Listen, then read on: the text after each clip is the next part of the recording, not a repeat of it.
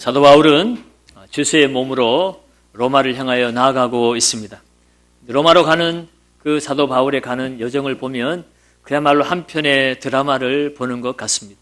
매해 정말 숨죽일 수 없는 정말 한 편 한 편 어떤 일이 벌어질까 그렇게 조마조마하면서 보아야 될 드라마 같기도 하죠. 우리 지난 시간에도 풍랑 가운데 14일 동안 먹지 못하고 자지 못하고 그야말로 살 소망까지 끊어져 있던 그 모습 속에서 그야말로 하나님의 기적 같은 역사로 하나님 말씀하신 대로 한 영혼도 잃어버리지 않고 모두가 다 구원받는 그런 모습을 보았습니다. 인간적인 관점에서 보면 그야말로 기적이죠. 기적입니다. 그런데 오늘 본문 속에서 또 한 번의 기적 같은 일이 사도 바울에게 일어나는 것을 보게 됩니다. 오늘 그들이 한 섬에 도착을 하였는데 도착하고 보니 그곳은 멜리데라고 하는 섬이었습니다. 이 멜리데는 지금의 이탈리아 시칠리아 섬 남쪽에 위치해 있는 몰타라고 하는 섬입니다. 페니키아인들은 그것을 말타라고 불렀어요. 영어로는 몰타라고 하는데 피난처라는 그런 뜻을 가지고 있습니다.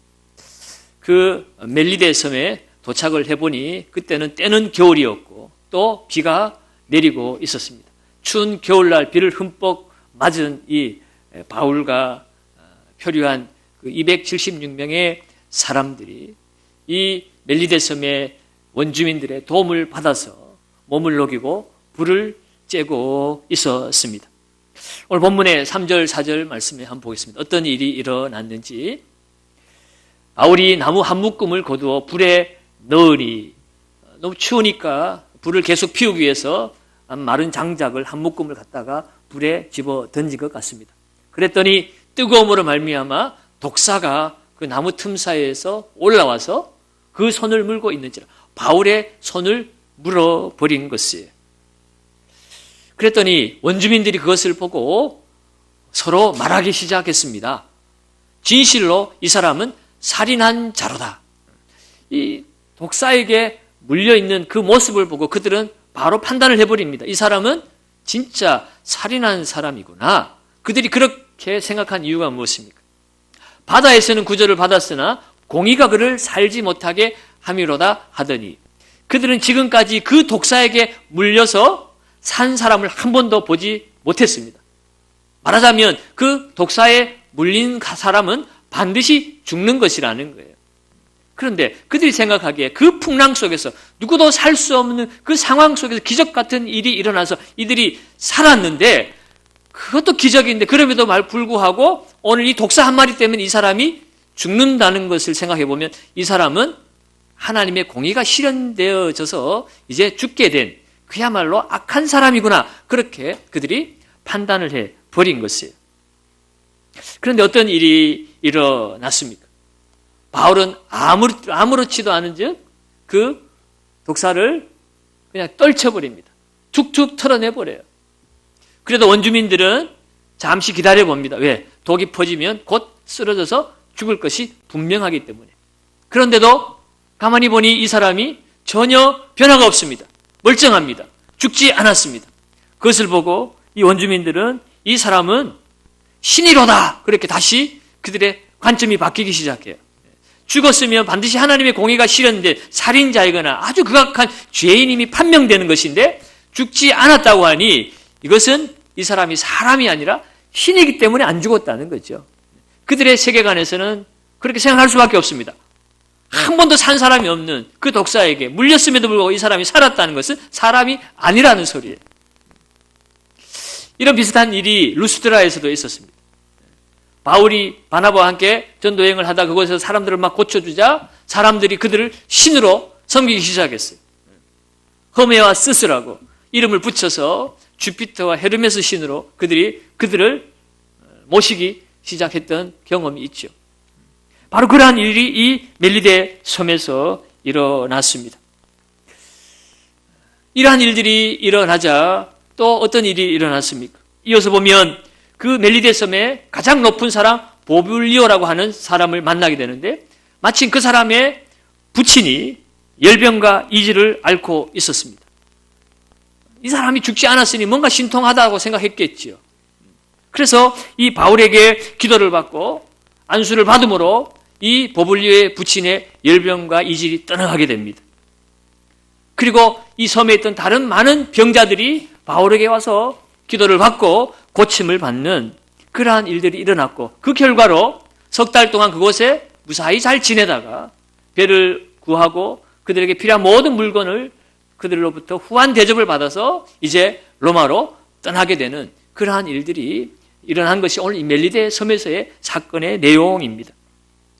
그런데 우리는 여기서 한번 한 가지 생각해 볼 것이 있습니다.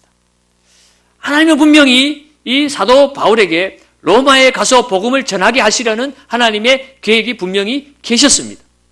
그래서 예루살렘에서도 사도 바울에게 나타나서 네가 예루살렘에서 나를 증거한 것처럼 로마에서도 증거하여야 하리라, 그렇게 말씀하셨지요. 그렇다면 하나님께서 그 계획을 이루시기 위해서 그를 아무 문제 없이 빨리 로마로 보내시면 좋을 텐데, 예루살렘에서 2년 동안이나 구금을 당하면서 여러 고초를 겪게 하시고, 또 지중해 바다에 배를 타고 이제 항해하는 중에 빨리 도착하도록 아무 염려 없이 그렇게 무사히 도착하게 하시면 되는데, 굳이 풍랑을 일으켜서 풍랑 가운데 고난을 겪게 하시고, 또 그 가운데 멜리데라는 곳에 도착하게 하셔서 거기에서 또 석 달을 유하게 하시고 그 안에서 여러 가지 일들을 경험하게 하신 이유가 무엇일까 하는 것입니다. 사실 오늘 이 멜리데 섬에 바울이 도착한 것도 바울이 가고 싶어서 간 곳은 아닙니다. 풍랑에 떠밀려서 어찌할 수 없이 도착한 곳이 이 멜리데라고 하는 섬이에요. 가만히 생각해 보면 바울만 그런 것이 아니라 우리들의 삶도 그런 것 같습니다.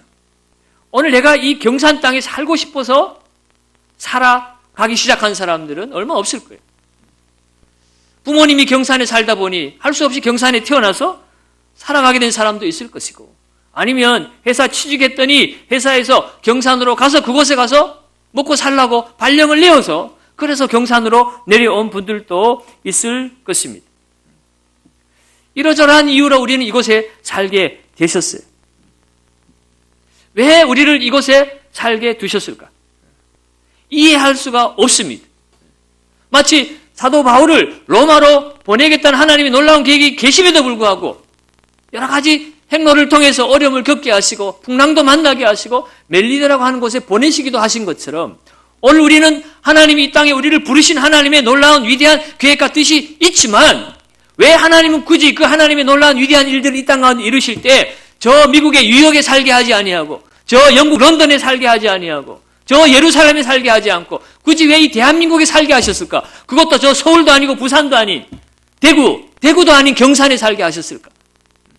여러분, 이해하기 어려운 일입니다. 그렇죠? 그러나 우리가 분명한 사실 한 가지는 우리는 알 수 있습니다. 그것은 우리가 어떻게 어떤 모양으로 이곳에 살게 했든지 간에 하나님의 계획과 뜻이 있다는 것입니다. 하나님의 계획과 뜻이 있다면 내가 오늘 이 땅 가운데 이곳에서 살아가는 내 모든 삶의 가치가 있고 의미가 있다는 사실입니다. 지난주에도 우리가 그 과정을 살펴보았어요. 사도 바울이 아무 일 없이 로마에 도착했으면, 여러분, 이 배에 타고 있는 276명은 어쩌면 영원히 주님을 만나지 못했을지도 몰라요. 그들이 이 배를 타고 떠날 때 바울은 한 죄수에 불과했습니다. 누구도 바울의 말에 귀를 기울이지 않았어요. 그런데 그 풍랑을 겪는 과정 속에서 이제 그 배 안에 탄 모든 사람의 생명을 바울에게 걸고 있었습니다. 바울의 말을 듣지 않을 수가 없게 된 것이에요. 그리고 하나님 말씀하신 대로 너희 생명에는 손상이 없겠다, 하물과 배만 이를 것이라 바울에게 말했고, 바울이 그들에게 안심하라 여러분들이여 선포한 대로 그대로 다 이루어진 것입니다. 그 과정을 통해서 바울이 섬기는 그 하나님을 이 배에 타고 있는 276명이 다 만나게 된 것 아닙니까? 하나님의 계획이 있는 것이에요. 그렇다면 이 멜리데 섬에 표류하고 그곳에 살게 하신 것, 석 달 동안 그곳에 머무르게 하신 것도 분명히 하나님의 계획과 뜻이 있다는 것입니다. 무엇을 하나님이 나타내시고자 그들을 이 멜리데 섬에 보냈을까요? 여러분, 먼저 우리가 생각해 볼 것은, 우리가 하나님이 우리 인생 걸음을 인도해 주실 때에 우리는 세상 사람들과 마찬가지로 우리 인생 항로에 여러 가지 풍랑과 어려움과 고난을 만날 수도 있다고 했습니다. 실제로 그렇게 만나고 살아가요. 그러나 하나님이 함께 하시는 백성은 하나님이 그들을 통해 하나님 나타내신 뜻이 있어요. 고난에는 분명히 하나님이 합력해서 선을 이루시기 위한 하나님의 계획이 있다는 것입니다. 그러나 그 계획을 이루어 가시기 위해서 분명히 어렵고 힘들 때 우리가 그것을 이겨낼 수 있는 힘도 주실 뿐만 아니라 피할 길도 주시는 하나님이신 것을 우리는 이 멜리데 섬에 도착한 바울의 모습을 통해서 우리는 깨닫게 되는 거예요. 앞서 말씀드린 것처럼 이 말타라고 하는 이 멜리데라고 하는 이름의 의미는 피난처라는 의미를 가지고 있다고 말씀드렸어요. 그들은 그곳에서 무려 3개월 동안 그곳에서 안식의 시간을 취했습니다. 추운 겨울을 따뜻하게 먹을 것을 공급받으면서 잘 지내었어요. 하나님은 이렇게 때로는 우리는 풍랑 가운데 몰아가시기도 하시지만 그 풍랑 가운데 우리가 쉴 수 있는 참된 안식처로 우리를 인도해 주시기도 하신다는 것이에요. 여러분, 이 멜리데 섬 안에서 그들이 안식하고 뱀에 물려도 죽지 않고 그 속에 있는 많은 사람들을 고치고 그곳에서 많은 사람들에게 대접을 받고 안식을 취할 수 있었던 이 모든 사실은 풍랑에서 그를 건지신 기적처럼 이 멜리데 섬에서도 하나님이 기적이 그들을 살려내신 것입니다. 그런데 우리는 그 기적을 일상 속에서 보지 못하고 경험하지 못하고 살 때가 많아요. 아니, 우리 삶 속에서 기적이 일어나고 있음에도 불구하고 우리는 기적이 아니라고 생각할 때가 많다는 것입니다.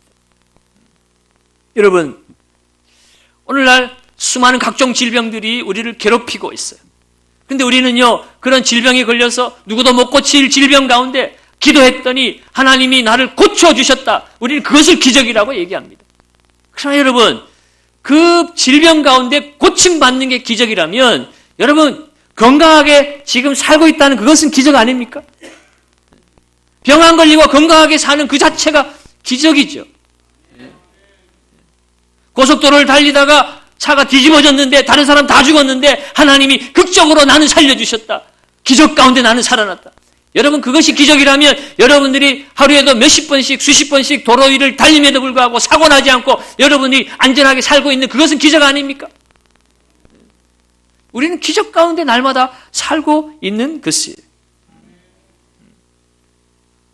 우리는 우리의 눈이, 우리의 욕심과 탐욕이 우리의 눈을 가려서 하나님의 역사와 하나님의 기적을 우리는 보지 못하고 있을 뿐인 것입니다.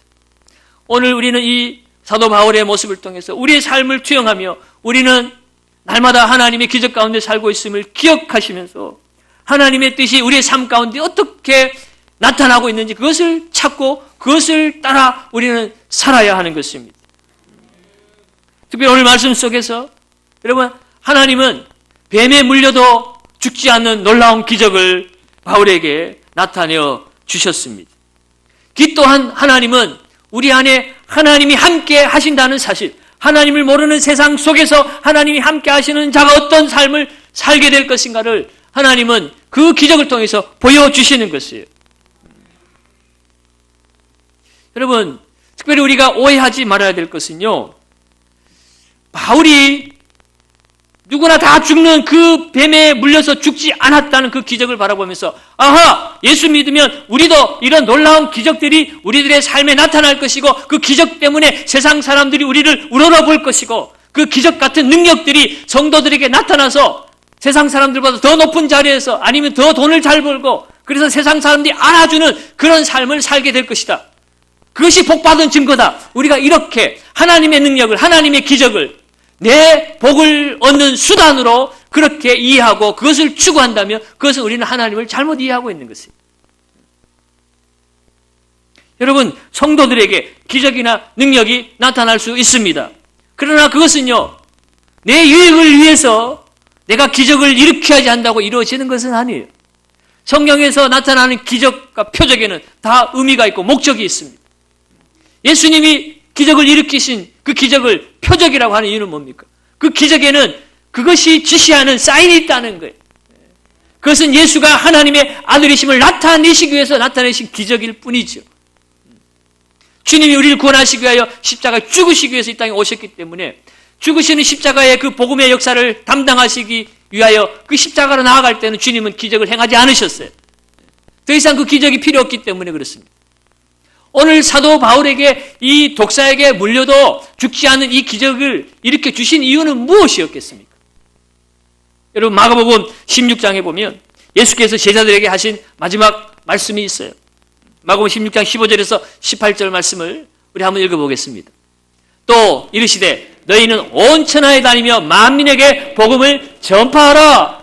믿고 세례를 받는 사람은 구원을 얻을 것이요 믿지 않는 사람은 정죄를 받으리라. 믿는 자들에게는 이런 표적이 따르리니 곧 그들이 내 이름으로 귀신을 쫓아내며 새 방언을 말하며 뱀을 집어 올리며 무슨 독을 마실지라도 해를 받지 아니하며 병든 사람에게 손을 얹은즉 나으리라 하시더라. 아멘. 아멘. 주님 우리에게 온 천하에 다니면서 복음을 전하라고 했습니다. 그 복음을 전하면 그것을 듣고 믿는 사람들이 있을 것인데 믿는 사람들은 구원을 받을 것이고 믿지 않는 사람들은 버림을 받을 것이다. 그런데 믿음으로 구원받는 것은 끝나지 아니하고 믿는 자들에게는 이러한 표적이 따를 것이다. 그 표적은 믿는 자들에게 새 방언을 말하고 귀신을 쫓아내고 뱀을 집어 올리고 무슨 독을 마셔도 해함을 당하지 아니하고 여러분 이러한 모든 병든 자에게 손을 얹는 즉 나으리라. 이 기적이 따른다는 거예요. 오늘 멜리데 섬에서 그와 같은 일들이 따라왔잖아요. 뱀을 집어 올렸음에도 불구하고 아무런 해함을 당하지 않았습니다. 병든 자들에게 안수하고 손을 얹으니 보불리에 붙이니 열병과 이질이 떠나가고 그 섬에 있는 다른 모든 병자들이 고침을 받았습니다. 왜 그런 일을 주셨을까요? 사도 바울을 이 멜리데 섬의 왕으로 삼으시기 위해서 그들이 신으로 떠받들 그런 처지에 되었으니 마음만 먹으면 이 멜리데 섬의 왕으로 등극할 수 있는 절호의 찬스입니다. 그러나 결과는 어떻게 되었죠? 물론 후한 융성한 대접을 받았지만 결국은 사도 바울은 배를 타고 떠날 때 어떤 모습으로 떠납니까? 여전히 죄수예요. 여전히 로마로 재판받으러 가는 죄수로 그렇게 가고 있는 것이에요. 그가 놀라운 기적을 행했다고 해서 갑자기 왕이 되고 그 신분이 변화가 되고 갑자기 부자가 되고 세상에서 변화된 삶을 사는 것이 아니라는 거예요. 기적을 일으켰지만 능력을 행했지만 많은 사람들에게 추앙을 받았지만 그는 역시 지금도 복음을 위해서 그 육체의 신분에는 아무런 변화가 없습니다. 죄수의 몸으로 그렇게 끌려가고 있는 중이에요. 우리가 하나님이 우리에게 주시는 기적을 오해하고 착각하면 안 됩니다. 내가 이 땅에서 뭔가 잘 먹고 잘 살기 위해서 하나님 주신 기적을 이용하리라. 말도 안 되는 소리예요.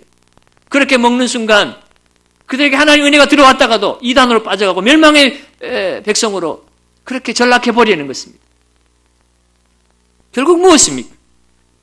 믿는 자들에게 따라오는 것이라는 거예요. 다시 말해서 복음 전파하는 그곳에 따라오는 것이 하나님의 기적이라는 것입니다. 사도 바울은 온 천하에 다니며 복음 전파라는 그 말씀 앞에 순종하며 네가 이방인의 사도가 될 것이라는 하나님 그 말씀 앞에 순종하여 실천하였더니 그의 삶에 그런 기적이 지금 따라오더라는 것입니다. 사랑하는 여러분, 오늘 이러한 기적은 우리들의 삶에도 따라오는 것 아니겠습니까? 하나님이 우리 삶 속에 그것을 일으켜주고 계세요. 믿는 자들에게 따라오는 것임에도 불구하고 우리의 믿음이 우리의 눈을 악한 것들이 탐욕이 우리를 가려서 믿음대로 살지 못하니 그 기적을 경험하지 못할 뿐이고 경험할지라도 그것을 우리가 악하고 탐욕적인 일에 그것을 사용해버리니 그것이 사라져버리는 것입니다. 사랑하는 여러분, 우리가 이 땅 가운데 얼마나 부자로 사느냐, 얼마나 가난하냐, 얼마나 높은 건설을 가졌느냐, 얼마나 많이 배웠느냐, 적게 배웠느냐. 여러분 이것은 우리의 삶에 사는 것에 여러분 우리의 삶에 여러 가지 영향은 줄지 모르겠지만 우리 인생의 최종의 목적은 아니라는 것입니다. 로마로 가야 되는 이 가는 길에 하나님 왜 풍랑을 주셨어요? 곧바로 갈 수도 있었는데 왜 풍랑을 주신 것입니까? 왜 멜리데라는 곳에 도착하게 하셨고 뱀에게 물리게 하셨고 그런 위험을 겪게 하신 것입니다. 여러분 결론은요, 하나님이 함께 하심을 그 가는 인생 가운데 나타내시기 위함이라는 거예요. 여러분 이 세상에는요, 하나님 안에 있는 자와 하나님 밖에 있는 자 두 종류밖에 없어요. 시편 23편의 말씀을 빌리면 여호와를 나의 목자로 삼은 사람과 돈을 목자로 삼은 사람, 하나님 위에 다른 것을 목자로 삼은 사람, 하나님이 없는 사람, 두 종류의 사람밖에 없다는 거예요. 그런데 우리는 하나님 안에 있냐 하나님 밖에 있느냐의 관심보다는 내가 다른 사람보다 돈이 많으냐 권세가 있느냐 그런 것에 목매이고 그것 때문에 울고불고 우리 가운데 있는 하나님의 역사를 보지 못하는 데 문제가 있다는 것입니다. 여러분, 오늘 우리를 왜 이 경산 땅에 살게 하셨는가? 경산 땅에서 이러한 저러한 직업을 가지고 왜 우리를 이곳에 살게 하셨는가? 결론은 하나님이 함께 하심을 나타내시기 위함인 것입니다. 그 하나님의 함께 하심이 하나님이 없는 세상 속에서 하나님이 함께 하심의 삶이 무엇인지 구원이 무엇인지 이 세상 사람들이 나타내게 하기 위해서 이 땅에 살게 하셨다는 거예요. 여러분, 한 영혼은 천하보다 귀합니다. 세상 사람들 어디에서 사느냐, 누구를 만나느냐 이런 거 따지죠. 여러분, 로마의 그 세계 제국의 수도에서 사는 한 영혼이나 1년이 가도 한 사람 찾아오지 않는 그 외로운 섬 멜리데에 살아가는 그 원주민 한 사람이나 똑같은 영혼인 줄 믿으시기 바랍니다. 하나님은 그 세계의 복음화를 위한 그 원대한 계획 속에서 바울을 로마로 이끌어 가시는 중이지만 그와 함께 그 비에 탄 선원들의 영혼도 소중하게 여기시고 그 가는 길목에 멜리데의 그 원주민들에게도 하나님은 구원의 손을 이 바울을 통하여 하나님이 주시기를 기뻐하신다는 것입니다. 우리는 그것의 통로가 되어 살아가는 것의 기쁨을 찾아야 되는 것이에요. 오늘 우리가 이 경산 땅에 어떤 직업에 무슨 일을 하고 살든지 하나님은 나와 함께 하신다는 사실을 잊지 말아야 하는 것이에요.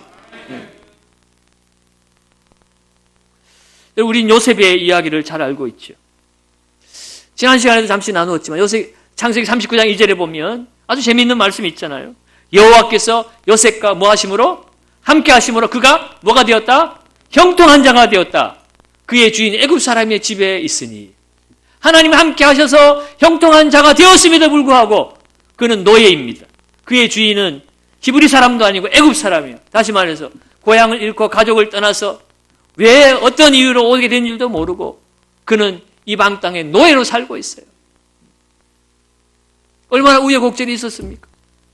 열심히 살아도 애매히 고난당하고 누명을 쓰고 감옥에 들어가고 그런 일들이 계속 반복되잖아요. 그러나 성경은 하나님이 그와 함께 하심으로 그가 형통하다고 말씀하고 있어요. 우리는 그 형통의 결론을 봅니다. 그런데요, 많은 사람들이 그 형통의 결론을 요셉을 결국은 총리 대신 시켜서 이렇게 성공하게 만드셨구나 라고 우리는 형통의 결론을 내리기 쉽습니다. 그러나 진정한 하나님이 함께 하심의 그 형통의 결론은요, 그가 형들을 만나고 내가 왜 이 애굽에 살게 되었는지를 깨닫는 순간 그 요셉이 하나님과 함께 하심의 결론을 찾는 것입니다. 창세기 45장 5절에 이런 말씀이 있어요. 창세기 45장 5절입니다. 당신들이 나를 이곳에 팔았다고 해서 근심하지 마소서, 한탄하지 마소서. 하나님이 생명을 구원하시려고 나를 당신들보다 먼저 보내셨나이다. 요셉이요, 총리가 되고 나서 그가 형들을 만나고 깨달았습니다. 형들은 동생을 팔아버리고 그렇게 동생을 멸시했는데 그가 애굽의 총리 대신이었다는 것 때문에 두려워하고 근심하고 있을 때 근심하지 마세요. 한탄하지 마세요. 당신들의 잘못이 아닙니다. 내가 이 애굽에 와서 고난당하고 오늘 이 자리까지 온 이유, 성경은 하나님이라고 말하고 있어요. 하나님이 그렇게 하셨다는 거예요. 당신들은 당신들이 나를 미워서 나를 팔아버린 것이라고 생각하지만 그 배후에 하나님이 역사하셨다는 거예요. 당신들이 한 것이 아니니 걱정하지 말라는 것입니다. 마찬가지잖아요. 여러분들이 어떤 모습으로 무슨 이유 때문에 경산 땅에 와서 살고 있는지 여러분 그것을 지금은 깨닫지 못해요. 왜 나는 남들처럼 저 서울에서 중앙무대에서 그렇게 떵떵거리면서 살도록 나를 부르지 아니하고 왜 내 뜻대로 이루어주지 않고 나를 이 경산 땅에 묵혀두시는 겁니까? 그건 인간적인 생각이에요. 하나님이 이곳에 보내신 이유가 분명히 있습니다. 하나님이 하셨다는 것이에요.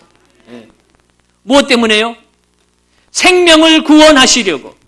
결국 내가 이 땅 가운데 이곳에서 살고 있는 것은 나의 생명을 구원하시는 일입니다.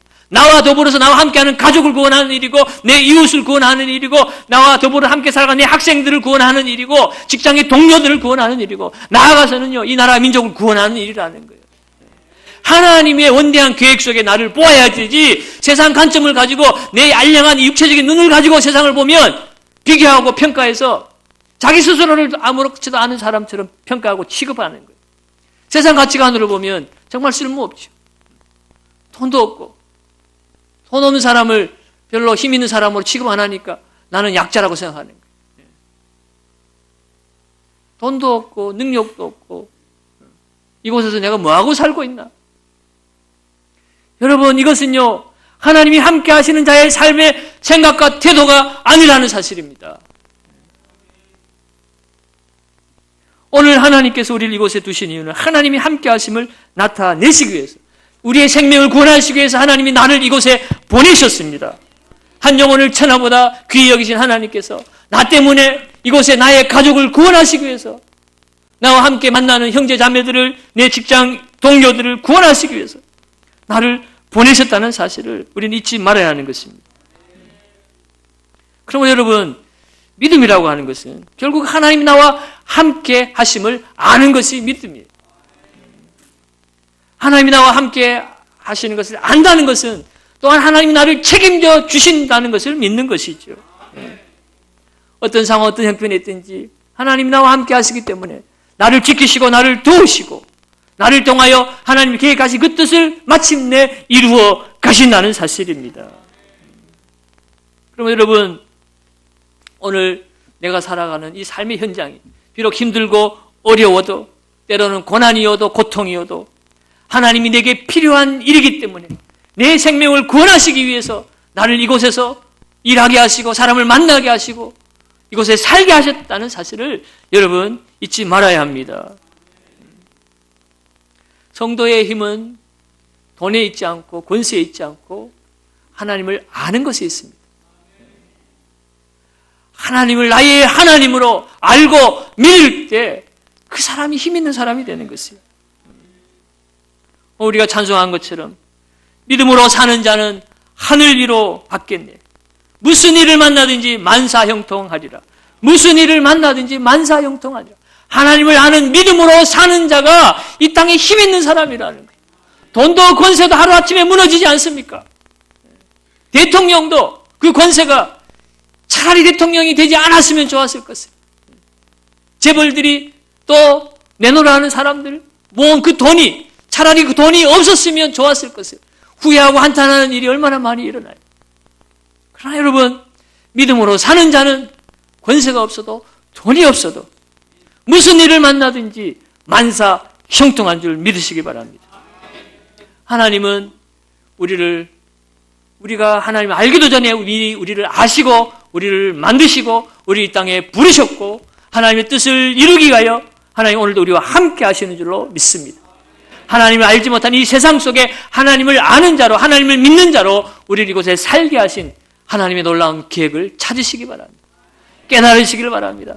그것을 깨달았다면 기쁨으로 감사하며 하나님과의 관계 속에서 머무르시기를 바랍니다. 하나님을 아는 하나님을 예배하는 하나님과의 그 관계의 기쁨과 즐거움 구원의 소망을 잃어버리고 세상에서 아무리 부르짖고 소리친들 여러분 무엇이 변화되겠습니까? 잠시는 변화될 수 있을지언정 우리의 영혼의 목마름은 여러분 채울 수가 없는 것입니다.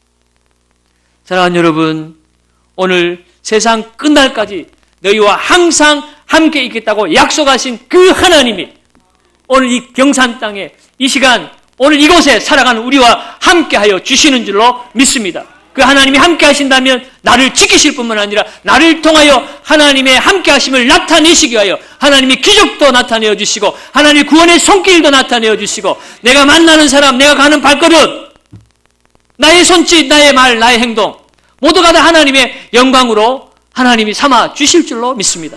이 꿈을 꾸고 그 비전을 가지시기 바랍니다. 오늘 새벽에 우리 말씀을 나눈 것처럼 하나님을 알 때 하나님께 회개하고 나아가고 하나님 관계가 회복되어질 때 자녀들이 예언하고 노인들이 환상을 보고 젊은이들이 꿈을 꾸는 그러한 세상이 이루어지는 것입니다. 사랑하는 여러분 오늘 우리 인생의 목적이 무엇인지 다시 한번 살펴보시고 오늘 환경을 보고 상황을 보고 좌절하고 절망하고 있었다면 오늘 살아계신 하나님이 내 인생 걸음 가운데 함께 하심을 여러분 믿으시기를 바라시고 그 주님이 나를 통하여 나타내실 하나님의 놀라운 기적들을 바라보며 주의 영광을 위하여 살아가시는 저와 여러분들 되시기를 예수님의 이름으로 축원드립니다.